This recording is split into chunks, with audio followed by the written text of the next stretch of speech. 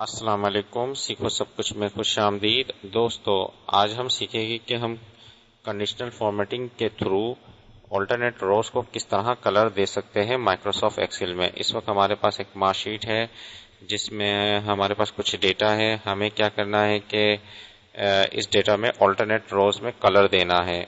तो इसको सबसे पहले डेटा को आप सिलेक्ट कर लीजिए। मैं इस वक्त डेटा को सिलेक्ट कर लेता हूँ और उसके बाद आप आ जाइए कंडीशनल फॉर्मेटिंग में। यहाँ से आप एक न्यू रूल कॉल कीजिए और use formula to determine which cell to format. अब हमें फार्मूला यहाँ क्या लगाना है, इज इक्वल टू मूड।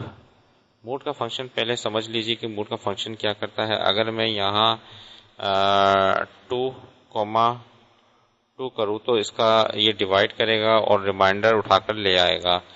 तो 2 को 2 से डिवाइड करेगा और रिमाइंडर क्या है, 0 आ जाएगा। इसी तरीके से अगर मैं करता हूँ 3,2 तो रिमाइंडर क्या है, 1 आएगा। इसी तरीके से मैं अगर करता हूँ 5,2 तो रिमाइंडर 1 आएगा।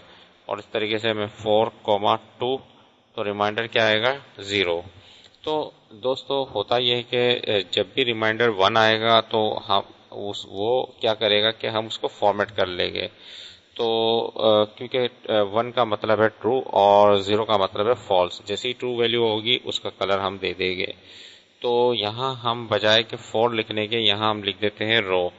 तो जो भी रो होगी वो उसका नंबर उठाकर रो का फंक्शन लेकर आएगा और फिर उसको हम क्या करेंगे, 2 से डिवाइड करेंगे और जो भी रिमाइंडर होगा वो उठकर आ जाएगा।